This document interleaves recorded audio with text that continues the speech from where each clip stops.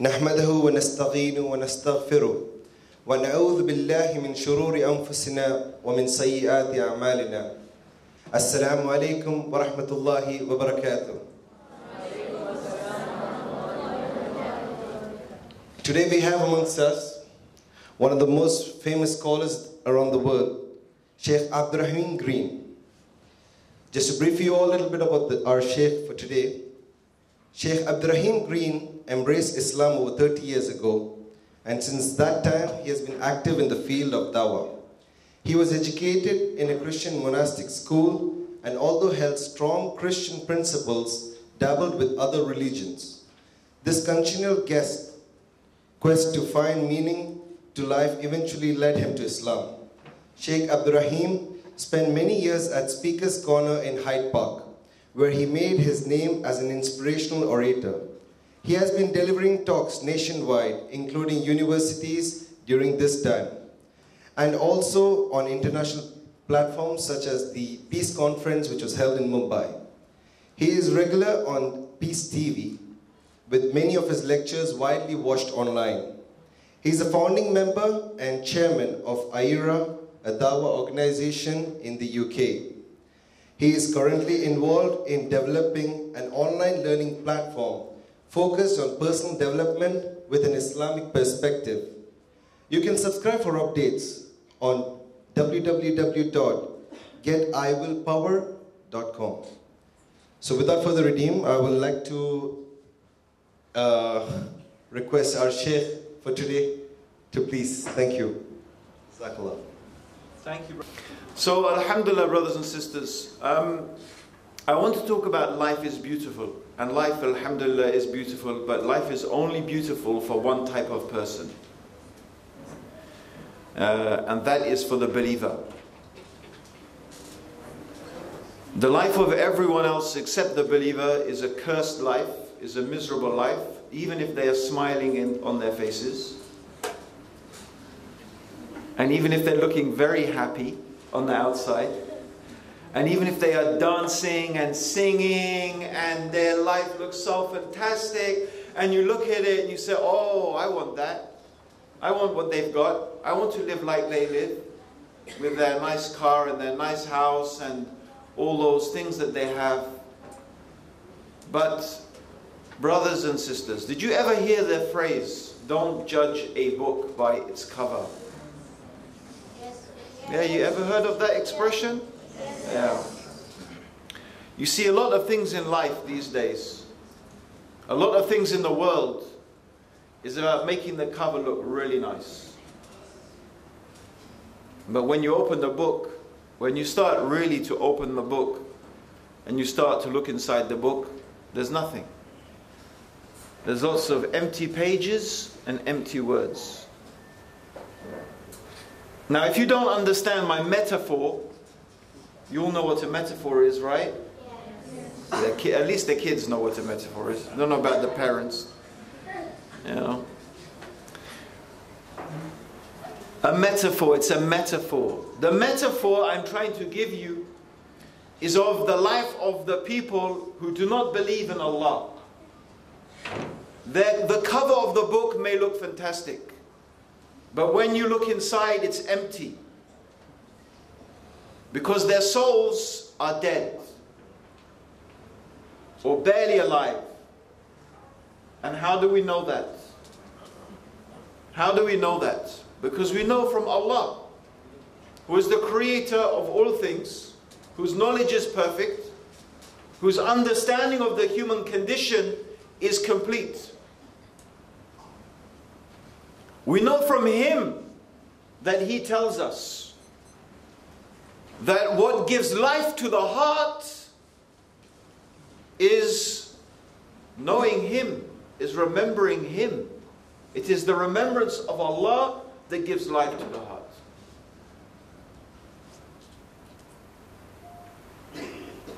So it is from knowing Allah, knowing your Lord, and remembering Him. And remembering Him means anything you do of goodness is dhikr of Allah.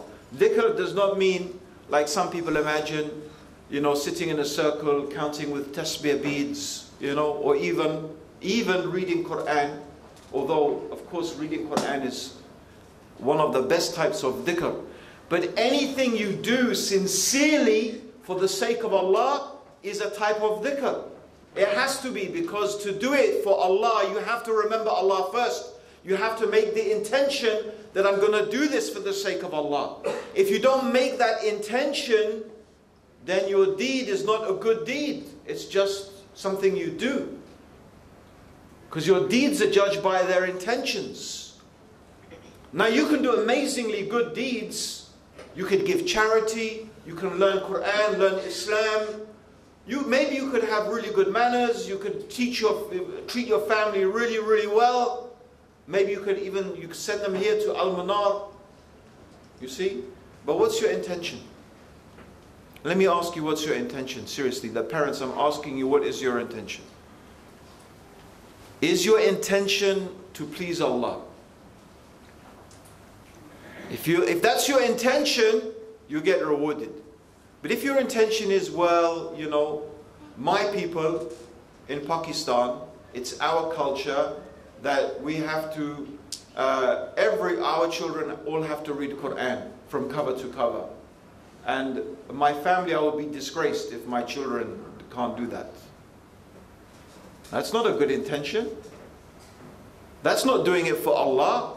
That's doing it for your culture or to impress people or because you're afraid what people are going to say about you if you do this or you don't do that. You see? So you need to look at your own life. Parents especially, they need to look at their lives, because you see, what is the point in sending your children to learn Islam and learn Quran when they go back home there is no Islam? There is just Bollywood movies, PlayStation, no dhikr, no salah, no remembrance of Allah, and everything you teach them is really run after the dunya, run after this world, have a good job, have a nice car, have this, have that, do this, do that. And don't get me wrong, please, don't misunderstand me. No, I'm not saying for 1 minute that we should not be educated and we should not seek to have a good life.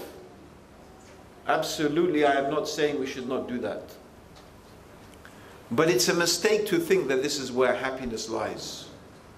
And I will tell you a story, not a story, but I will just tell you the facts from what I have seen of many Muslims who came from the Indian subcontinent and from North Africa mostly, and from Somalia and different places to live in England. And why did they come? Some as refugees, but most of them, they came, why? To work, to make money.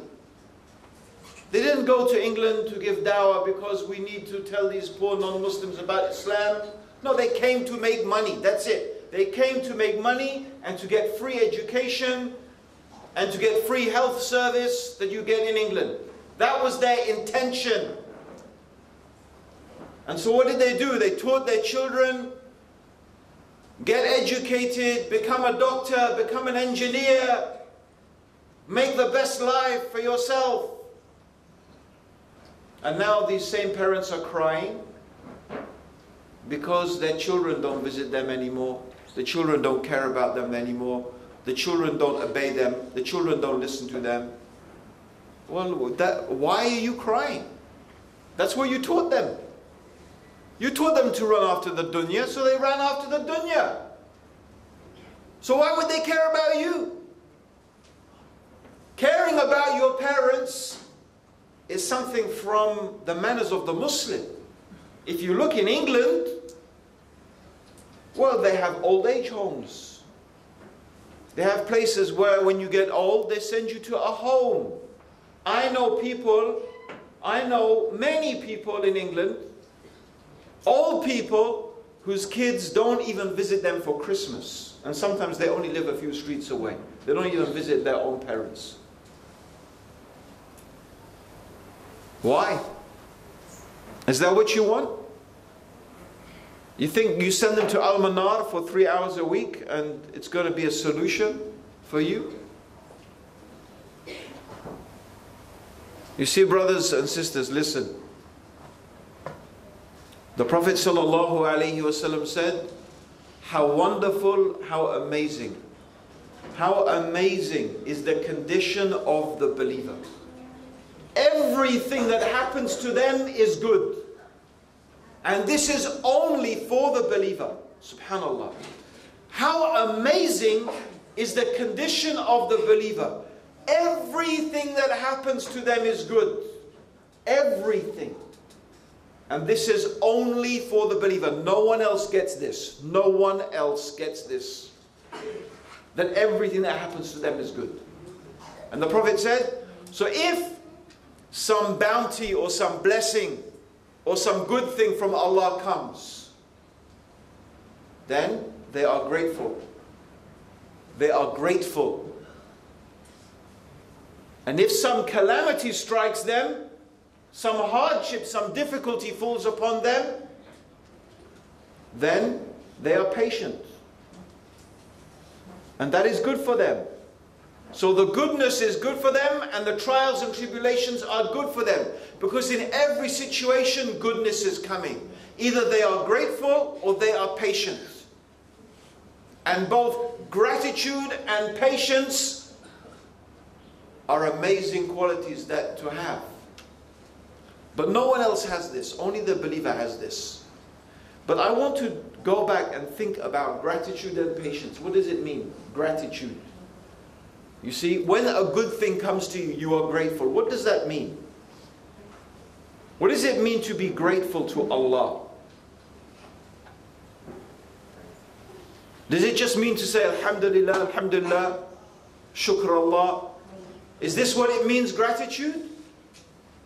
No, this is the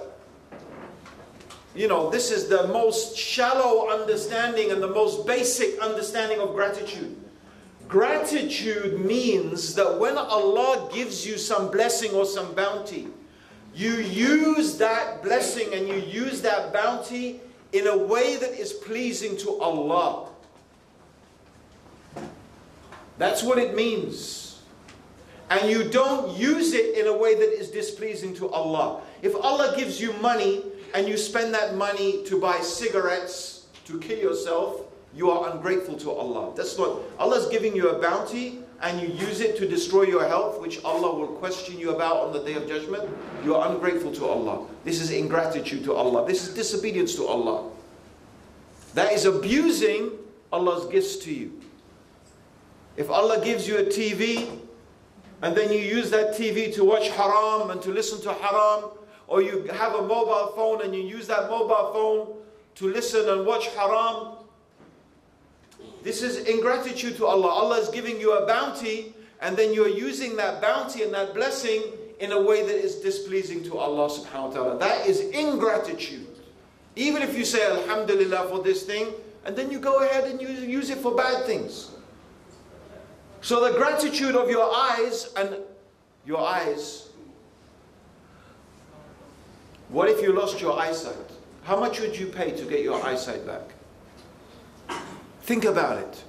If you lost your eyesight and you could get your eyesight back, what would you sacrifice? What would you pay? What would you give to get your eyesight back? You really understand it is priceless. So the gratitude of your eyes, meaning to be grateful to Allah for the gift of sight, is to use your eyes to look at what is good and what is pleasing to Allah, and to lower your gaze from what is displeasing to Allah. And the gratitude of your ears, of that gift that Allah has given you, of being able to hear. And I want you to imagine you couldn't hear. Imagine suddenly you couldn't hear. What is it like to be deaf? It's even harder. If you think being blind is difficult, being deaf is harder still. You can't hear anything. Imagine you lost your hearing. What would you pay to get it back? So the gratitude of hearing is to listen, to use your ears, to listen to what is pleasing to Allah. and not to listen to what is displeasing to Allah, not to listen to useless talk, not to listen to backbiting and chat and gossip and slander, and no, to use your ears to listen to what is pleasing to Allah. And your tongue, the gratitude of the tongue, of speech. And what a great gift is speech. Imagine you are dumb and you couldn't speak, and all that came out of your mouth was nothing. You couldn't make yourself heard or understood. Imagine what your life would be like. How would you communicate with people? How hard it would be. So the gratitude of the tongue is to use that to say what is pleasing to Allah subhanahu wa ta'ala, and avoid to use that tongue for things that are displeasing to Allah. And these are just the gifts, and we can go on with every part and every limb of your body and everything in your life.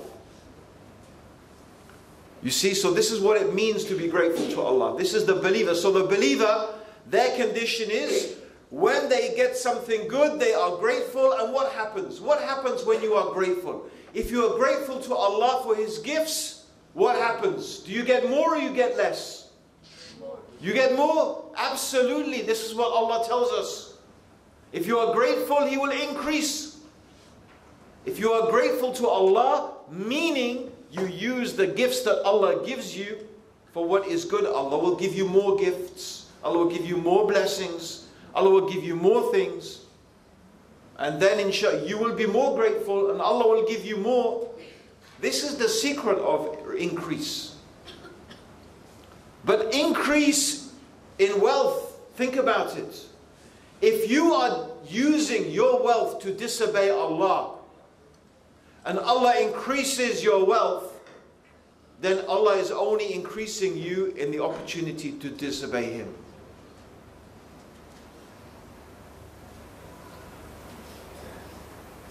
And sometimes that's what wealth does. Wealth corrupts people. Wealth can make you lazy. It can make you arrogant. It can make you forgetful of Allah. It can make you ungrateful to Allah. And then that's not wealth. Where's the benefit in that? What is the benefit if you have the whole world and you lose your soul? What profit is there going to be in it for you? If you have everything in this dunya, in this world, but you lose your soul, and you have no happiness, and you have no peace in your heart, is your life beautiful then? Will you have a beautiful life? You know, recently I went to Malawi. Malawi is the second poorest country in Africa. Does anyone know what the poorest country in Africa is? Yeah. Ghana? No. Zimbabwe? No. Zimbabwe is actually really rich. Congo is extremely rich, although there's a lot of violence and stuff. But in terms of minerals and wealth, it's... Yeah? No. Nigeria? No, Nigeria is extremely rich. Yeah, lots of oil. Yeah. No, that's one of the richest in mineral resources. That's why they keep fighting there, because they keep stealing their minerals. Yeah, one more guess. Kenya? No, Kenya is very rich. No, Burundi. Yeah, which is next to Rwanda. If you remember Rwanda, it's where the genocide. Burundi is the poorest country in Africa.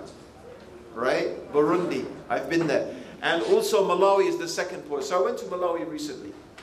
And I went out into a village. If you go on my Facebook page, you can actually see some drone footage. We sent a drone up into the sky and we took footage of this village that we went to visit. You see, brothers and sisters, what amazed me about this village is there's no running water. Everyone who wants water has to go to a pump, a hand pump.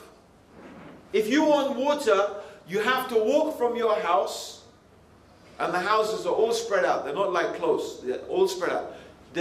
You have to walk to the house with your bucket. You have to pump the pump to fill up the bucket, and then you have to carry that water back to your house. No running water, no put on the tap and the water comes out. you have to go and fetch your own water. There is the toilet. I don't even want to remember the toilet. It was not nice, right? It's just, you know, a hole in the ground with the planks on top, right? That's the toilet. They don't have a masjid, even though there's Muslims in the village. No masjid. The nearest masjid is, I think, you know, like 12, 13 kilometers away. Although, inshallah, we're going to build them a masjid soon. So, their houses literally are made of mud. Literally mud and straw. The walls are of mud and the roof is of straw. But brothers, you know, I want, please go to my Facebook page and scroll down and look for, and just look. Look at the videos we did there of of our time we spent in that village. And I'm telling you, brothers and sisters, I'm telling you, I didn't see one person who looked sad. Not one person who looked miserable. They were smiling and they were laughing. And you know what? And what it reminded me is, subhanallah, look how little we need. Look how little we actually need in order to live. You need so little to live. And how much you have, except if you are really poor, like you can't feed yourself from day to day, then your life will be difficult. That's true. I'm not saying poverty is a nice thing. Of course, if you get ill or you get sick, it's hard. Right? But that's hard whether you're rich or poor. And believe me, if you live a simple life like that, the likelihood of you getting ill is probably a lot less. Because you have a healthy life. So what I'm saying, brothers and sisters, I realize that you need so little in order to live, actually. And to live a happy life, you don't need a lot. And the amazing thing is, this is exactly what, now today, science is beginning to try to understand more and more about the human mind, about human emotions, the things that used to be the realm of religion, now science called psychology. Okay? Psychology is the science of the human mind, and they want to try and understand what makes human beings happy. And one of the things now they have realized, and this has been shown again and again, is that after a certain amount of money, so basically after your basic needs are met, so after you have food, you have basic food, basic clothing, and basic shelter. So as long as you have those three things, more money does not make you more happy. There is no increase in happiness with increase in wealth. There is no evidence at all. In fact, in many cases, the more money you have, the more miserable your life is. So after those basic necessities, money does not make you happy. It's something else. It doesn't mean you can't have money and be happy. Of course, people can have money and be happy, but it's not the money that's making them happy. Right? The things that make people happy are the experiences that they have family around them, that they have good friends, they have good communities. These are the things. So this is the good life. But this good life, brothers and sisters, how does this come about? When you begin to look at societies and human societies and what creates the atmosphere and creates the environment that allows people to live in a situation. Here's an amazing thing. They traveled the world to try and find out which community in the world was the happiest. So where do you think people in the world are the happiest? Where do you think?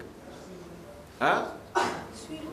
Sweden, Finland, Iceland, Denmark, maybe. Yeah? Huh? Not that village. Where else? Anywhere else? Dubai. Yeah, Saudi Arabia. Mecca, Medina. No. Check. You're going to be shocked. The slums of Mumbai. The slums of Mumbai. The slums of Mumbai, where the sewage is running in the streets. The slums of Mumbai. Actually, most of the people who live in those slums are Muslim, by the way. The poorest people in India, generally, the Muslims are very, very poor. The slums of Mumbai. And why? But they wanted to know why. It's not just they found out why. They wanted to know why. And the reason is because people have very, very, very close communities. They look after each other. So literally, the parents can go away, they can go, and they know that their neighbors will look after the children, that everyone looks after each other, everybody cares about each other, right? And that is worth more than any money can buy. That feeling of community. But what creates that spirit of love and care and compassion and caring for each other and watching out for each other? No, not money, because when you have money you become selfish. You just watch out for yourself. You don't even care about other people really. You stop caring about others. Very often, not all the time, very often it happens like that. And again, I'm not suggesting that, okay, off you go and live in the slums of Mumbai. I'm not suggesting that. I'm just saying, you know, when we want to look for the ingredients. What are the ingredients that make life happy? Because this is a fact, brothers and sisters, and this is something I realize, you know, if you go and look for my story, how I became Muslim. Look for my story, how Abdurraheem became Muslim. How I came to Islam. Go and listen to my story. You can find it easily on the internet. But I will tell you one bit of the story that is very important for today's talk. And that is, brothers and sisters, that I came from I wouldn't say, I don't know, a very, very wealthy, I wouldn't say I was from the super rich, but below the super rich, like high middle class, upper middle class. Very well off. Very well off. I mean, my pocket money that my dad gave me was more than lots of people's wages. My pocket money was more than lots of people's wages.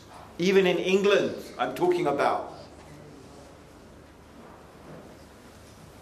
So I'm giving you an idea of my background. So why did I become Muslim? Surely if that's my pocket money, you know, like why am I looking for Islam?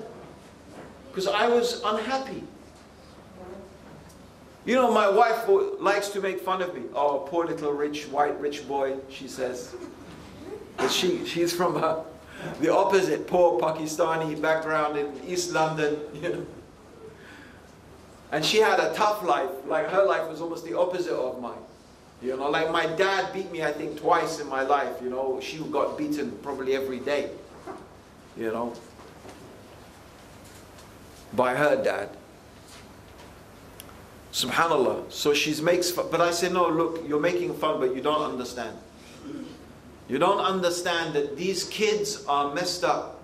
Don't think that because they have money, they have everything. No. It's not like that. Actually, sometimes money gives you more problems than you can imagine. And that's it. That's my reality. I was not happy because money didn't make me happy. All those things that I had, it didn't make me happy. Yes, I enjoyed the things that I did. I did amazing things. I went on skiing holidays. I loved that. I won't deny it. Christmas was fantastic. All my presents and this. I still remember Christmas with fondness in my heart until now. Right? My parents were loving. My mum and dad, I never heard them argue. Once I heard them have an argument. Once in my whole life I heard them have an argument. Once. That's amazing. They were great parents. I went to the best school. Right? I had great experiences in my life. I won't list them, but there was something really missing. I was still really unhappy. Because I didn't know what's the purpose of life. I couldn't believe that life was just about making money and getting a good education and getting a good job so I could buy all of these things and go to a good university, really so I could make enough money so my kids could do the same thing. And the reality is, I didn't need the things that made me most happy in life. I didn't actually need money to do it. You know, like I said, if I wasn't a Muslim, if Allah hadn't guided me to Islam, I probably would have been a beach bum. You know, one of these guys surfing on the beach. I was really into windsurfing. I'd probably be there, some guy with long hair, you know, like, look at that old guy, you know, on the windsurfer. Or I'd be a ski bum. You don't need a lot of money to do that, actually. You don't. You know, you teach people, and you see these guys, they just get by. They don't care because they just love what they're doing. Right? So I could have done that. It doesn't need a lot of money. But really, my question was a bigger question. What is the purpose of life? Why are we here? What's it all for? What is the purpose of this life? And I didn't know the answer to that question. And to be honest, that's what really made me miserable. Deep down inside, if you don't know what your life is for, if you don't know the purpose of existence, if you don't know why human beings are on this planet, how will you ever really be happy? Like, I want you to imagine.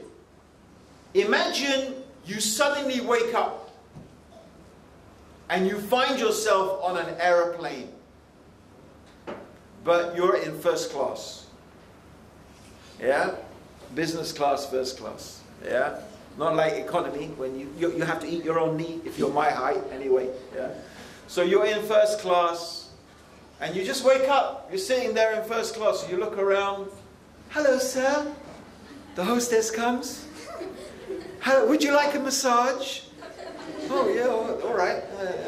Would you like a glass of champagne? Oh, no, I don't. No. Well, anyway, if you weren't Muslim, you'd probably say, oh, yeah, that's nice. And, you know, so as you're sitting there, sipping your champagne and eating, you know, your chocolate pudding with, you know, Belgian chocolate and ice cream and whatever, right? Then you start thinking, how did I get here?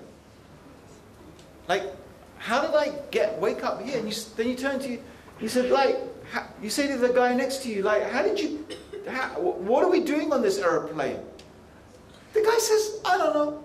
Who cares? Who cares? Enjoy yourself. Well, who cares? We're on the airplane. It's comfortable. You're drinking champagne. You're eating chocolate pudding. Chill, man. Enjoy your life. And it's like, no, but where's this aeroplane going? Who cares, man, where the aeroplane's going? We're here. That's just it. Live it up, bro. Have another glass of champagne. See, I forget him. You turn to the next person. Excuse me, madam. Like, how did you get on this airplane? I don't know. I just woke up and I was here. Don't you want to know where we're going? No, I don't really care. I'm enjoying this movie right now. Doesn't that sound a bit weird to you? Yeah. Like, wouldn't you? You know, okay, you might. I suppose unfortunately, after a bit of time, because we human beings, most of us, we're just sheep. Oh, like no one else is saying anything. I'll just like go with them. Whatever they're doing, I'll do. Like, little do you know, you're on an airplane, you're off to be slaughtered and fed to the goobly goo monster or whatever. I don't know. Right? Let's have another chocolate pudding. Right? That's it. Like sheep. But there are people who are not like that. There are some people who will never be happy. Some people are going to stand up and say, you're crazy! What the hell's wrong with you? You've all woken up. You're on the aeroplane. We're flying somewhere. We don't know where it is. We don't know how we got here. How can you not be worried? Yeah. You know those people? You know who they are? They're the prophets. They're the messengers of Allah. Like the Prophet Muhammad sallallahu alaihi wasallam. That's how the Prophet used to shout. Like that. When the Prophet gave a khutbah, I know you will think the Prophet would, mashallah, would talk like this. And when the Prophet gave a khutbah, he would scream like that. He would shout as if an army was about to attack. That's how the Prophet was. When he stood on the top of Mount Safa, he's calling everybody, calling everybody. Ya Bani Hashim, Ya Bani, Muttalib, calling all the different tribes of Quraysh, calling them. And he's standing on the top of Mount Safa. And then when the people come, he says, I've come to warn you. He said, oh my people, if I tell you there's an army that's going to attack us from behind this hill, would you believe me? Of course, Muhammad, we never heard anything but truth from you. Of course we believe you. I've come to warn you of a terrible punishment from your Lord. Why? Because he knew. The Prophet ﷺ knew the destination. You see, we're like on this earth, it's like that airplane. It's like the airplane traveling through space. Our life is like that people on the airplane. We wake up, we come into this world, and there's food, and there's drink, and there's shelter, and there's men, and there's women, and there's, all the nice things. But some of us are asking, what the hell am I doing here? Why am I, how did I get, where am I going? Where am I heading? And then some people, they get the answer. Because Allah tells them. And here's the crazy thing, right? Sitting in this room today, every one of you are people who claim to follow the man who has the answer. Prophet Muhammad sallallahu alaihi wasallam. He has the answer. He's given us the answer as to why we are here, what is the purpose of life, what is the reason for our existence, where did we come from, and where are we going, and what's our destination. But here's the crazy thing. Most of us behave like we don't even know. We know, but we don't behave like we know. Do you really behave in your life like you're heading towards a day of resurrection? One day that's like 50,000 years? Do you really behave like people who know the sun is going to be brought close, so close, people will sweat on that day? Some people will be to their knees, some to their ankles, some to their knees, some to their waist. Some people will be bridled in sweat. Do you behave like people who will be asked about every single atom's weight of good? Every atom's weight? Not every grain of rice. An atom is smaller than a grain of rice. Subhanallah, how many of us think, do I need to eat this grain of rice? This grain of rice. Do I need to drink that sip of orange juice? Whoever does that? I tell you what, if you're rich, you don't do it. If you're poor, and you live in the village in Malawi, you probably do think about every grain of rice. Yeah. You'll really be grateful. Every dirham, every dinar that you spend and what you spend it on, do you think about it? How is this going to be on my scale on Yawm al-Qiyamah? And that's a way lot more. How many atoms is there in a dinar and dirham? Do we behave like people who know the Day of Judgment is real? Who know what the destination is? Do we really behave like people who know the hellfire is real? A place where Allah will burn skins and recreate skins and reburn the skins. That heat is thousands of times hotter than the fire on this earth. Do we behave like people who know that? Do we behave like people who really want to get to Jannah? Who really want to go to paradise? A place where there is no pain, no suffering, no hunger, no thirst? Do we really behave like people who know that what Allah wants from us in this life is to do good deeds? Although we can't buy Jannah with our good deeds because we can never buy Jannah, but what Allah wants from us is good deeds, because that's what's going to take us there. He wants from us good deeds. Do we behave like people who really believe that? And this flight is a short flight? Really short. What's your life? You're all parents here, your kids are here. Right? Hands up the parents. I want to see the hands of the parents, please. Hands up of parents. I'm a parent too. Hands up of the parents. Sisters, hands up. Okay. So, okay, parents. Right?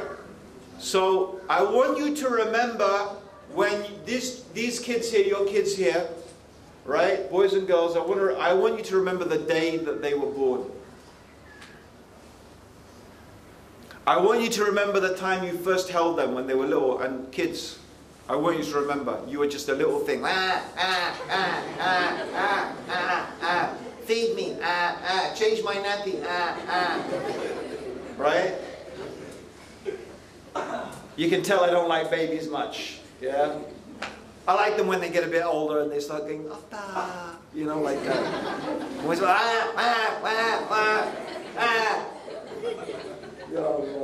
And I have 13 of them. Yeah.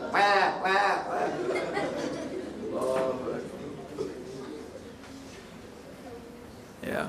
So I want you to remember. There's something I always remember, and I always tell everyone this. I don't know why, I'll just put it in my mind that I remember this. Yeah? I remember lying on my bed, and my first son, because I guess you remember your first one just because it's the first. Like, the first is special, right? You never had this little, like, oh my God, look, it's so small. And so he's lying on your chest. He was lying on my chest. My son was lying on my chest. Right? I was lying on the bed and he's lying on my chest. They're sleeping. Now he's as tall as me. And he has 4 kids. So now there's this little thing, yeah, sleeping. And I couldn't sleep. I couldn't even breathe too much because I was afraid I'd wake him up if I went like that, right? So, and I'm listening. Is he breathing? Is he breathing? Is he breathing? Allah, please, don't let him be dead. Don't let him stop breathing. And then you hear this little, you know, babies make that little, you know, like a, but they make it in this cute little baby way. They are cute when they do that. And it was like, alhamdulillah, he's alive. Yeah. When you get the second one, it's like, yeah, chuck him here, chuck him there. He's all right. They're stronger than you can imagine. But the first one is like, is he alive? So, like you can see I'm talking about it like it was yesterday. Because it was yesterday. It literally was, wasn't it like yesterday, brothers? When you held your son, your elder son, these guys here, isn't it like yesterday? That's your life. Now my elder son, that one who was lying on my chest, and I feel it was like it's literally an hour ago. He has 4 kids. He has his own 4 kids. That's life. That's life. It's just gone. Wallahi, brothers and sisters, please realize this life is just a passing moment. It really is. Don't waste it. And you know, one of the best investments you can make in this life, they are sitting here, right here. And I don't mean investing in their education so they can become a doctor, so you hope they're going to look after you when you get old. And hopefully they will do that. But I'll tell you, the only way they will do that is if you give them deen. And giving them deen does not mean sending them to Al-Manar for 3 hours in a week. It means giving them deen every minute in the home. I don't mean, by the way, like being some, like ISIS at home. That's not what I'm talking about, right? Don't get me wrong, right? Deen is compassion, it's love, it's mercy, right? But live deen, live your deen. Make your house a place where Allah is remembered. Where you remind each other. You remind your kids and your kids can remind you. You remind them to pray and they remind you to pray. You remind them to make the du'as when you come in the house, go out of the house, go in the toilet, come out of the toilet, before you eat, after you eat. Yeah? My daughter the other day discovered the du'a of when you go shopping. She said, oh my God, Abba, look at this dua. Like, there's a dua for shopping. I said, yeah. And I said, tell you what, look at the reward you get for making that dua. So going on Google, Sheikh Google, right? We all started going on, because I couldn't remember exactly. I said, it's big. The reward is big. The reward for making the dua when you go to the marketplace is 1 million sins are forgiven. 10 lakh, yeah, is 1 million sins are forgiven and 1 million blessings. I'm going to learn that dua. I said, you know what, in these days, every time you put on the computer, you should probably make that dua as well, because that's the marketplace right there on your laptop or mobile phone. Imagine how many blessings you can get just making that dua. See, this is what I'm talking about, brothers and sisters, right? Make your home a place where Islam is lived. Don't make it artificial. It's horrible.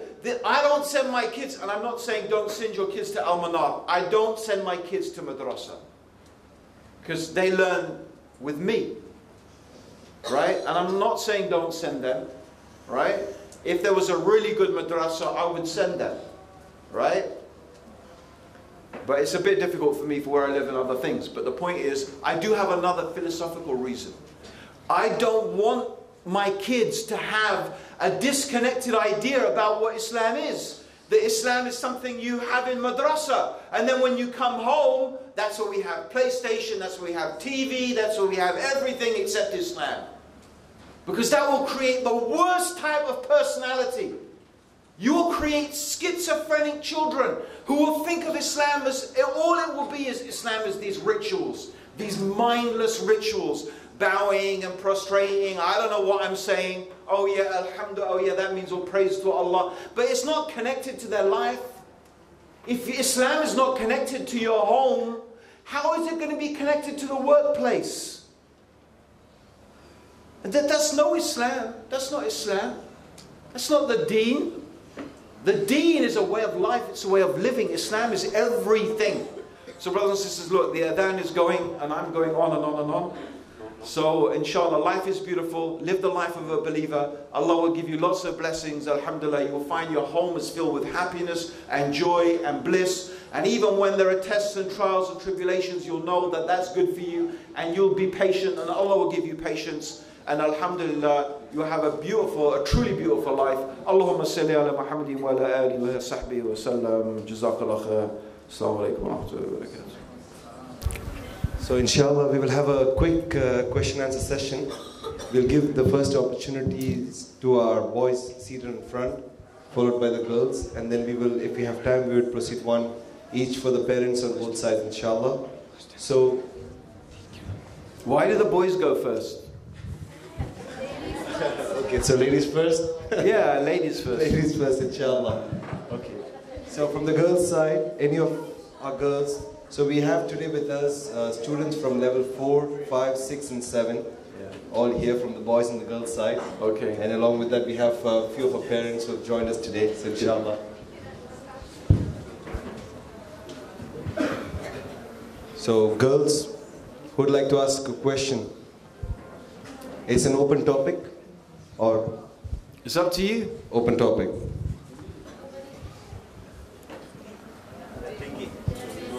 So in the meantime, come on, girls, you let me down now. I said girls first. Why not? And you can't even ask a question. Come on, seriously. Okay, we have one question. Yep. Assalamu alaikum warahmatullahi wabarakatuh. My question is, Sheikh, how to make a father understand the importance of to educate their children in Islam. Thank you. Okay. You see, my advice is going to be general advice. How do you get anyone to understand anything? Yeah? And that's really to do with understanding people's psychology, understanding their mindset, understanding how to... See, everyone you need to approach in a different way. Yeah? If a husband wants his wife to do something, there's a way to do that. If the wife wants to get the husband to do something, there's a way to do that. So you have to know, who is this man? Right? How can you get through to him?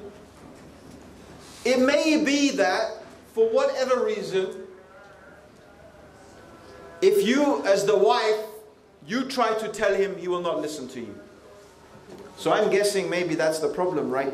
Someone's asking me the question based upon, you know, I would like to get this through to my husband. I'm not saying sister, I'm just, or maybe you know someone who's in that situation. My husband doesn't understand how important this is. How am I going to persuade him? Yeah? So, okay, so what we need to understand is, who is this man? What is the best way to communicate to him?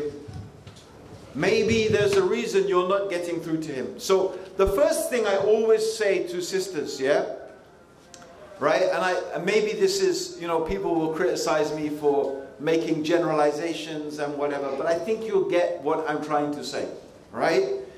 If you want your husband to buy you a new dress, or some new shoes, yeah? Or a new sofa set, or some new thing for the kitchen, a new washing machine, yeah? How do you approach him? You need to buy me a washing machine now.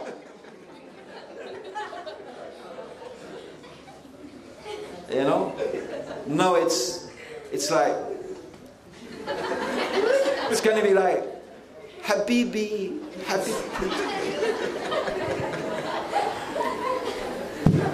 You know, hands on the shoulder.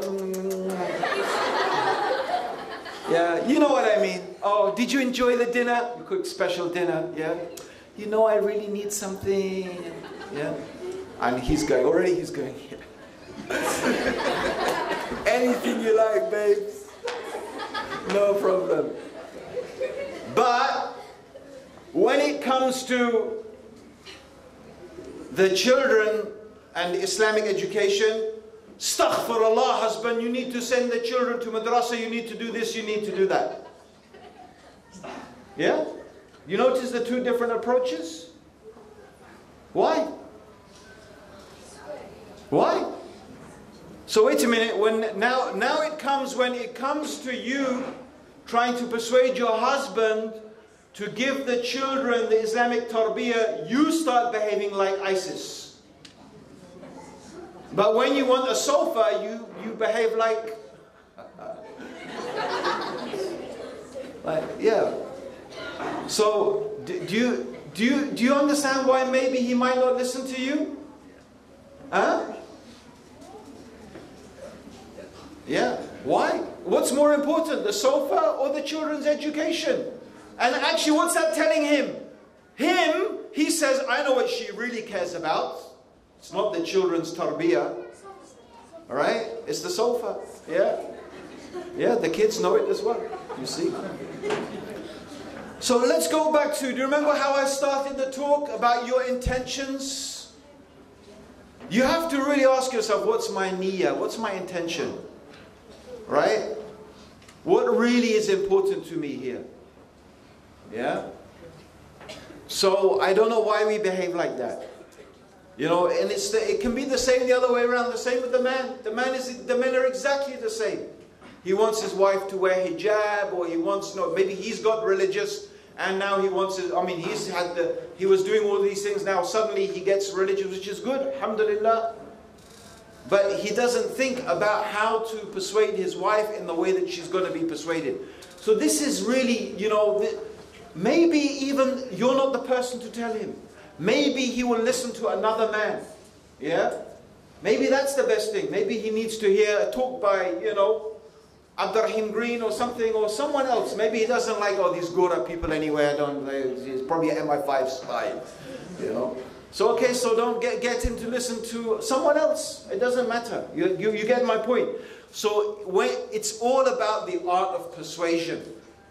If you want someone to persuade someone or something, think about the best way to do that. Think about what is likely to change that person's mindset. And this is just general advice. Yeah? And often we don't do that. I don't know why. And you know what? I tell you why. It again comes to this thing. There is this disconnect. Why when it comes to Islam we behave in one way? Because that's unfortunately how it's been. Islam is put into a part of, one sheikh, he called it the topi. Like when you go into the masjid, some of these mosques, they have baskets of topis. Yeah? So you walk into the masjid, you pick up a topi, and you put it on your head. And then when you're in the mosque, suddenly you have good akhlaq, you have good adab, you're so well behaved, mashallah, you're there with your topi, like this and that. Then you take your topi off, put it down, step outside of the mosque, and then back to the haram, back to the backbiting, back to all the things you did. Like, this is crazy. Like the topi, you know, it goes, this topi Islam, you know.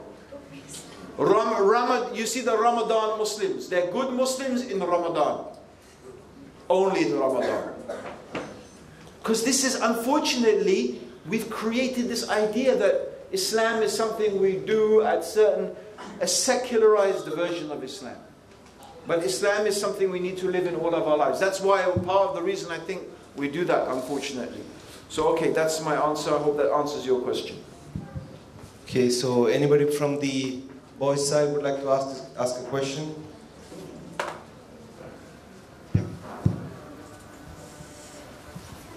Assalamu alaikum wa rahmatullahi wa barakatuh. Wa alaikum assalam wa rahmatullahi wa barakatuh. My name is Faiz, and last week we had this, we went to a park and all, and we did many activities. And one of them was a debate, does Islam let us live a good life? Yep. And then one team has to pick yes, it does, and then the second team has to pick no. So the team which picks no, will it be opposing the Quran? I didn't get what you said. There's two teams. One team what? One team will tell yes that okay, they debate. One, okay, yeah. Tells yes and the other tells no. Yeah. So the team which is telling no, will it oppose the Quran? Will it give us any bad deeds or anything like that?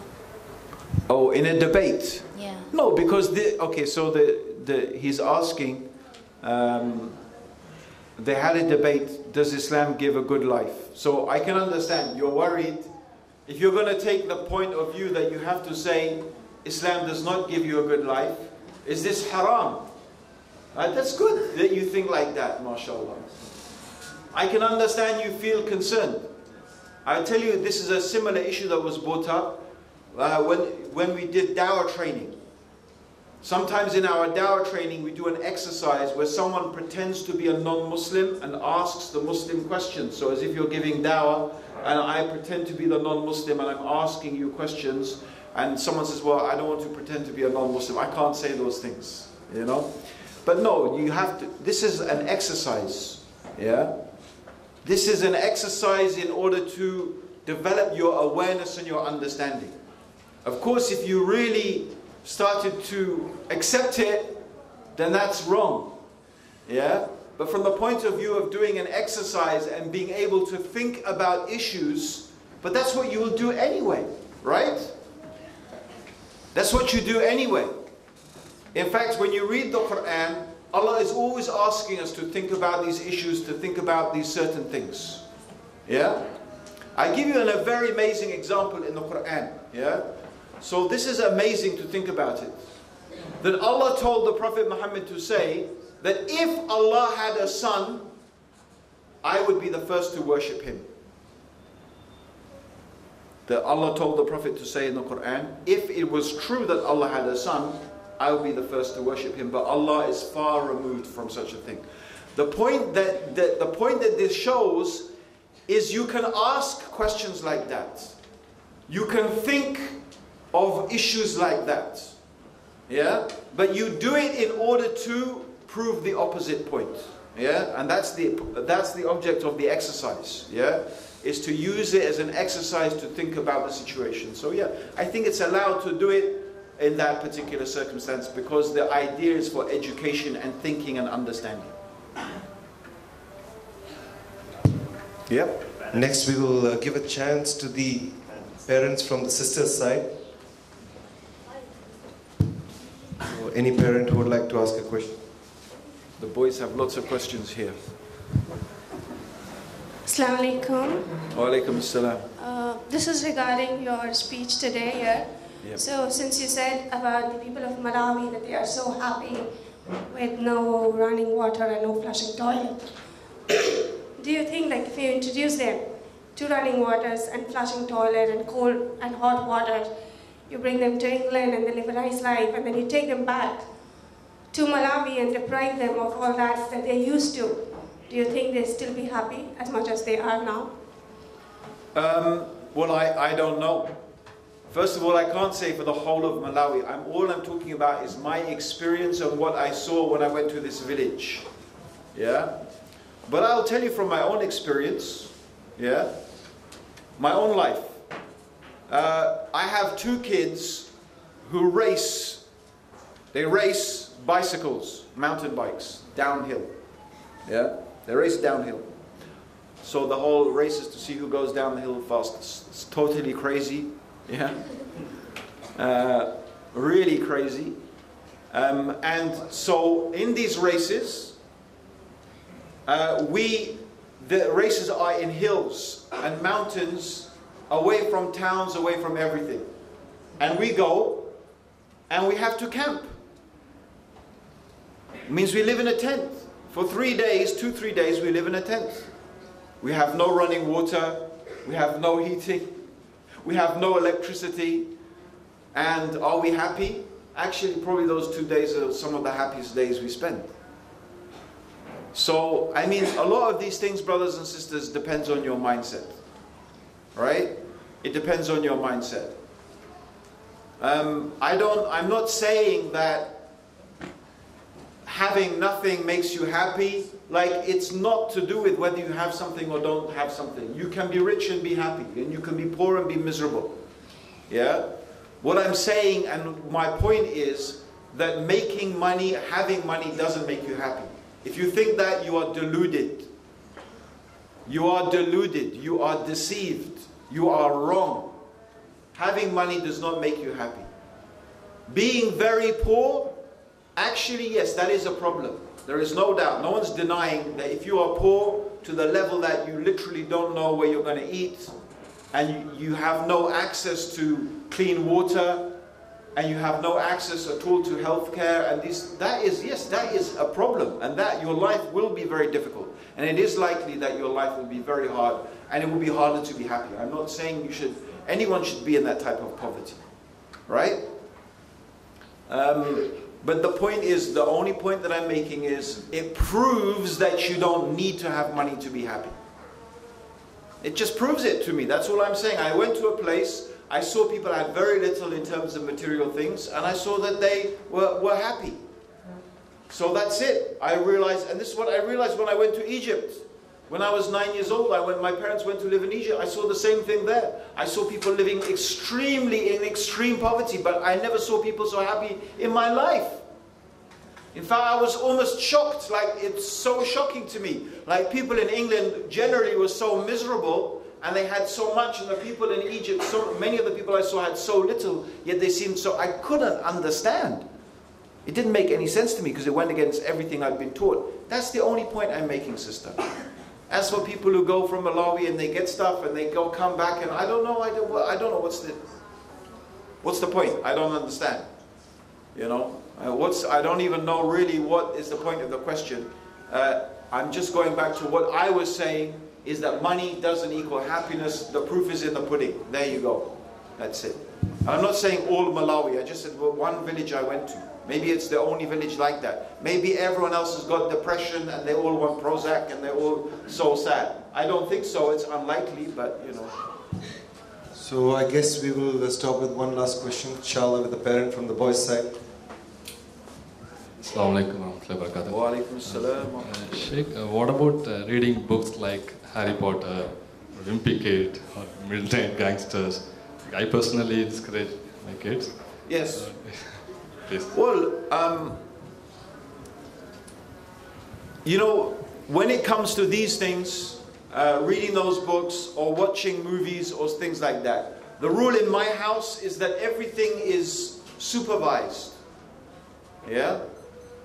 So there are certain books my wife does not like my daughter, you know, or my kids reading. Because she believes that those books, even though they're kids' books, but there's certain books that they teach certain manners she doesn't like. Right? So I believe that yes, they can read these things, but you should supervise it. If you don't know how to supervise it, it's better they read something else. Yeah? So like if my kids watch some cartoon or they watch something, usually we never let them watch something on their own. If something comes up in that cartoon or that movie, then we will have a discussion about it, so that they can understand, okay, you need to understand this and this, that this is haram, they make these things look nice, but it's not nice. So if it's, say, Harry Potter, for example, you have to explain to them, look, there's no good magic and bad magic. It's all bad, it's all haram, right?